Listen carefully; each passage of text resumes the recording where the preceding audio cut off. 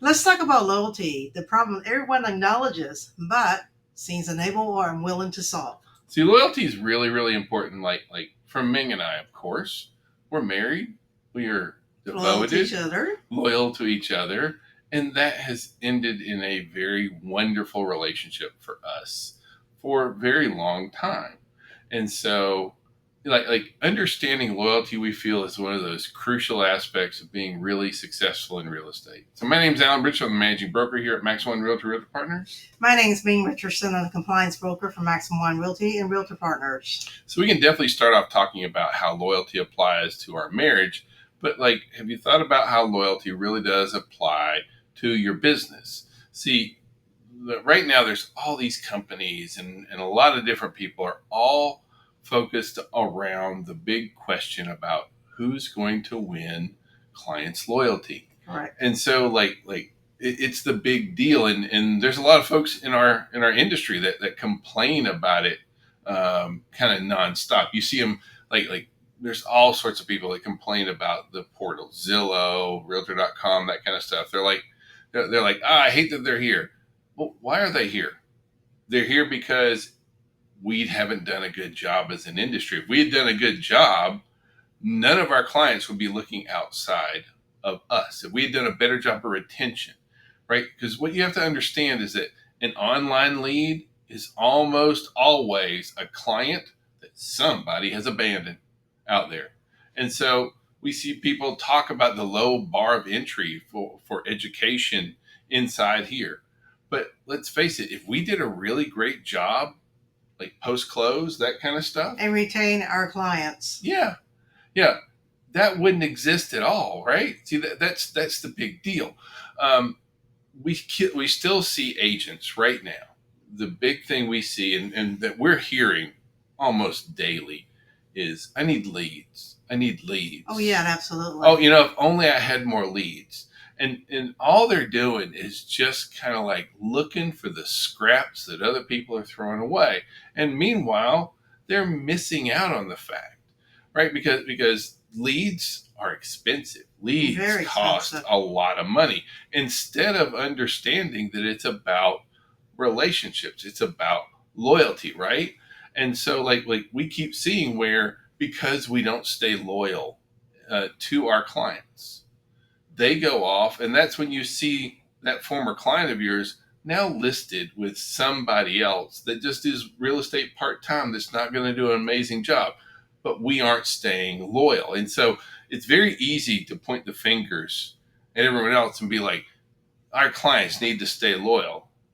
Have you stayed loyal in contacting and staying in touch with your clients, that kind of stuff? And I will tell you, when you see that lead on someone else, it's like being stabbed in the heart. It really is. It hurts. And so it hurts, and you start doubting, and there's like wondering all these possibilities. At the end of the day, once again, that relationship part where you reach out to them and talk to them and just have a normal conversation, that is loyalty, and that is fulfillment with between you and your client. Yeah.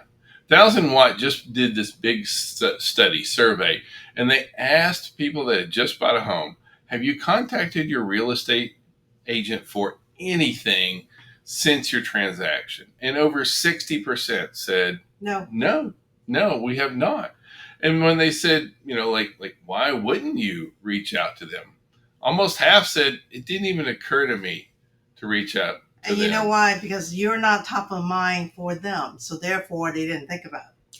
Well, if your clients are just a transaction, you're going to have a really hard time with what we're going to be talking about today, right? The whole idea here is that if you're in a relationship, and like of course we talked about our relationship, but anytime that we're engaging with our clients, that's a relationship, and having a relationship with them is really, really valuable. Why wouldn't they feel comfortable talking to you unless maybe we haven't been calling them back? Maybe we didn't follow back on them? Or sometimes the expectation or anticipation that you feel like the clients will be calling you, and that's not the case. Sometimes it's about you reach out and just have a conversation with them. So on one hand, we say we have, most leads are just a client that someone abandoned. But if you actually look at where do U.S. homeowners say they found their most recent agent. Like 54%. yeah, 54% is from a referral, from referrals. Like Family members, co-workers. yeah, we're not even talking about past clients.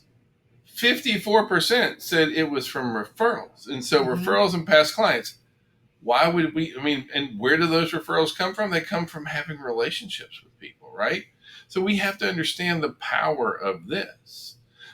See, we hear again and again, leads, leads. Give me some leads. If only I had more leads, the sky would be blue and the unicorns would be flying around, right? That's just not how it is. See, leads are a trap. It's a trap, right? The challenge for leads is most of your leads have about a 3% conversion rate, just on average. And so when all you do is work that 3% of leads, then you're always going to have to work that 3% of leads. And so you get 100 leads in, 3 will transact. That's kind of the nature of the business. Those are where the numbers fall into place at. But if I have to get 100 leads to get 3 that are going to transact with me this month, well, what do I have to do next month? Another I got to 100. get another 100 leads, right? Yeah. And then how about the month after that? Another 100. And you're always in the hunt. Now, the bottom line is that leads aren't free. Leads aren't cheap, No. right? Referrals and relationships. I'm not saying that they don't have any cost, but like when you look at what leads cost you versus what referrals and relationships and those kind of things cost you, it's a big difference. And when you look at where a lot of our business comes from is from referrals and past clients. And yet there's this massive disconnect that I need leads. Well, the thing you got to think about when you call or talk to a lead, don't you have to have a conversation? If that's the case, why wouldn't you want to have a conversation with the existing client base who knows you, who likes to talk to you because you helped them buy a home? Um, for me, that is much easier conversation than someone off the street say, "Hey, what can I get you?" Yeah. Because first of all, you got to build a trust with that lead before they will even open up to you and really tell you what their situation is. See, leads create this very profitable dependency because whoever's providing the leads to you, they're making really good money off you. I promise. Like in a gold rush, who makes all the money? The people that sell the picks to the miners. Absolutely. So leads create this dependency. Client retention, client relationships, that creates independence. That's a big deal right now. The challenge is that a long-term like retention strategy is something that a lot of agents just don't understand. They haven't got their head wrapped around it. They're still, I need some more leads. I need some more leads instead of working on the relationships that we have. Now, one of the big challenges that we have is that right now there is a lot of big brains that are working on this question about loyalty. They're working on this who's going to maintain the relationships right now. And so we have 2 of the biggest brands right now in real estate that are both really looking at loyalty. And that's like if you look at like Rocket's acquisition recently of Redfin, Zillow, and their super app and all these kind of things going on. Both of these companies are looking at relationship. Like if you look at the Zillow strategy, right? They're looking from end to end, right? They have all the way in the very beginning from Zillow loans, showing time, agent partners, follow up boss, all that is tied into the Zillow strategy.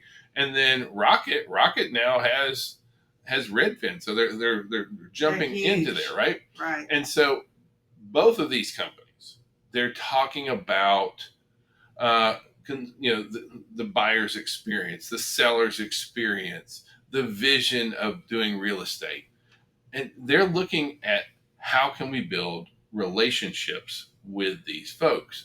And meanwhile, we in the real estate industry, we're going, I need more leads. I need more leads. And we're actually worker bees, if you think about it. So it just doesn't make sense for you not to get in touch with your sphere. Yeah.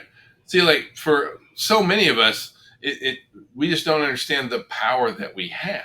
right? The power that we have in being able to build and maintain relationships. What we do naturally is what these companies are trying to streamline and buy and systematize and all that kind of stuff, right? People do business with people that they know, like, and trust. That's us. But when we stop being the people where they go and they know, like, and trust, then they have to start looking elsewhere, right? See, it really does come down to relationships, and then being intentional about relationships. I don't mean like passive relationships where you're just kind of playing along as you go. You know what's the highest quality of leads are? It's a referral. Always. Yep. So one thing that we want you to kind of take away from this today is that, the reason that Redfin Zilla. and Zillow and all that kind of stuff, the reason that these guys are working so much on loyalty is because they understand that loyalty is where the business is really going. My fear is that for agents, they're not seeing that. But what I want you to understand is there is a massive opportunity. Zillow would love to have touch of about 6% of all the transactions. Rocket Mortgage has about a 5% market share. Mm-hmm. There is massive opportunities for agents who understand loyalty. They understand relationship and understand that that's really where the game is played, and that's where the winners long term is gonna be coming from. Is understanding, like we said, only 3% of those leads are going to convert. So how do we do that? We maintain a lot of relationships, and so in order to do that, we have to have a really solid database or a system, something that we use to stay in touch with everyone in here. And so, the whole idea is you have a database. Now, some folks, for a lot of people, it's their phone, right? And I don't love that. I don't think it's the best database, best sphere of influence tool that you can use, but it's better than nothing, right? And so, if you do, if your company, if you have a database, a CRM, use it.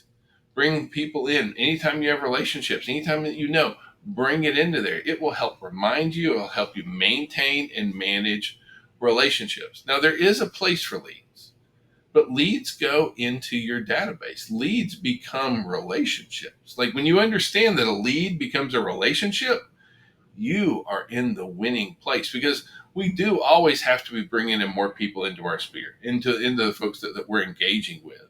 And we're going to use our database to engage with those people who are coming in and managing it.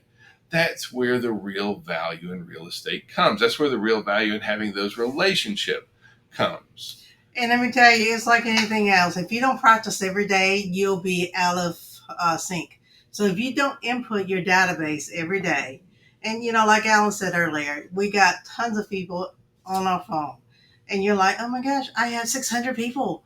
Well, do 10 a day if you need to. Don't overwhelm yourself to where you just at a stopping point, because that's not going to help. So you just need to make sure you do this on a daily basis. Get in your database, work it, understand what your database for you do for you, and also customize it to your personality, because your client can see what's the script versus something that will come from you. Yeah. So open your database every day. Check on any new leads coming in. Make phone calls out of your database to the folks. Share property listings from your database. Like prospect from inside there. This should be like your own personal little assistant, because at the end of the day, the more relationships that you make and maintain, the greater an agent that you're going to be, the bigger the sphere of influence is going to be. 80% of agents gets 80% of their business from the people they know and the people that knows them. And that's coming back down to loyalty. See, we got to understand that, let's just take the Atlanta market, right? If you just look inside the Atlanta market, roughly 3.5% of all owner occupied households in Atlanta turn over every single year. And so that means that if 3.5% turnover, that's 7 transactions per 100, right? And so let's say that you have a database of, the average realtor's database, 300 to 500 people, right? So let's just say you had a database of 300 people, and inside that database, 7 of them statistically are going to buy or sell in an annualized basis. Then that 300 person database should represent 21 transactions to you. But instead of realizing that that's where the value is, we're like, I need more leads. And I know, I'm just like jumping up and down on the soapbox, but that this is what we keep hearing, right? Is I need leads, I need leads, I need leads. And when we look, okay, 7% of your database turns over on an annualized basis. And by the way, it's true. Go pull up your database, see who has bought and sold in the last year. You're going to see these numbers are 100% legit. Now, on one thing that is kind of solid for us right now that we're really pleased to see is that agent compensation has been increasing ever since the NAR lawsuit kicked off. And I know that sounds crazy, right? So, when the NAR lawsuit happened, we've had 3 quarters where agent compensation has ticked up. And it's actually up in all tiers: high, mid, low, entry level, whole 9 yards. We're seeing, especially where buyer's agent compensation is up.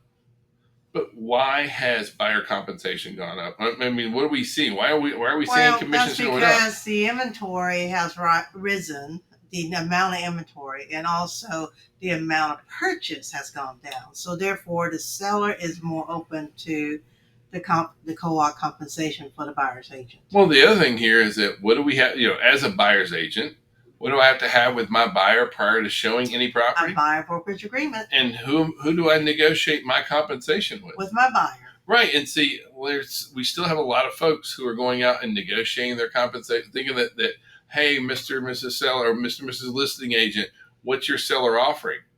You negotiate your compensation with your buyer, right? And so we're in a place right now where the market is we're heading into a very balanced market. And kind of like the reason I want to bring this up is because at the same time as we see compensation increase, there's also this recent study which said, hey, how valuable was your real estate agent? Right? And so 36 found this to be very extremely valuable. Yeah, yep. 41 is somewhat valuable. I don't want to be somewhat valuable. I'll be real honest with you, right? Now, 13% said somewhat unvaluable, right? And then 11% very unvaluable. And so that basically means 1 out of 4 clients are not seeing any value from their agent, right? And so like this is not a great place for us to be. We see where compensation has been increasing, and I'm glad to see that. But if it's not equating all the way back to value for our clients, then this is going to be a very short-lived thing. Yeah. See, it really comes down to value and loyalty, right? But one thing that we hope that you get out of this today is that loyalty begins and ends with you. You can't expect that your clients are going to be loyal to you, that they're going to pick up the phone and call you, that they're going to reach out and engage with you if you haven't first. If you are not the one who is initiating conversations, following up, sending thank you cards and thank you notes and sharing properties. Just say, hey, thinking about you, hope all is well. Call me sometime when you have a chance. Yeah. So please understand that this is really what it comes down to. You aren't bothering them. When I say loyalty, I'm not talking about selling. I'm talking about being there for another human being. Just a call. Yep. So good luck. We hope that you have a wonderful week this week. If we can be any kind of assistance, holler at us. Thank you and have a great day. Bye, everybody.